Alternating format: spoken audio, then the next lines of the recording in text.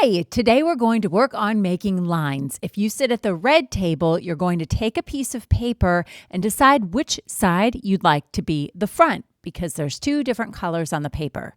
Whatever side is the back, be sure and use a pencil to write your name. You're going to be using a paint marker. Remember, we don't squeeze it, we don't shake it, and we don't press really hard because what's inside is permanent ink, so we need to be careful. You're going to use the die, keep it in the little container to shake it and decide what line to draw. Whatever number you roll should match the number on the line that you draw with the paint marker. I rolled a 2, so I drew a zigzag. I rolled a 4, so now I'm going to draw short vertical lines. If you make a mistake, it's okay. Just keep going. Just keep playing. If you're not sure how to make the line, trace over it with your finger first and then use your paint marker to draw it. Everything in art takes practice. On the other side, you'll find even more lines. So if you roll a number and you want to see what kind of line you could make on the other side, just flip your paper over. When you're finished, move your artwork to the top of your table. At the orange table, you'll be printing lines. Be sure and write your name on the back of your paper. Flip it over before you start. This is the same kind of idea with the dice, except this time you're using a piece of cardboard and you are printing. So I rolled a 3 and I'm printing with the wavy side or the short side of the cardboard. To print, you press the cardboard down and you pick it back up. Be sure and use your extra hand to hold your paper still. One table has black paper and white paint.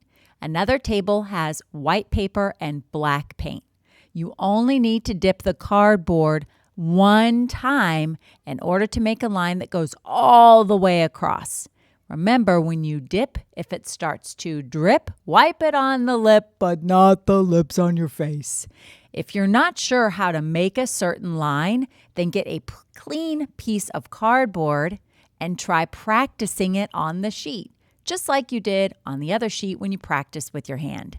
When you're finished here, all you have to do is move your paper to the top of the table. Only use one piece of cardboard at a time. Finished, put it in the dirty side. At the green table, you're going to be using paint sticks. Be sure and write your name on the back of your paper and flip it over before you spin the dial to decide what line to draw. These lines you're going to draw in Roy G. Biv or rainbow order. I even put the markers or the paint sticks in rainbow order so you know which ones to use first and then next. Or you can look at the eraser that's on your table, which is also in rainbow order.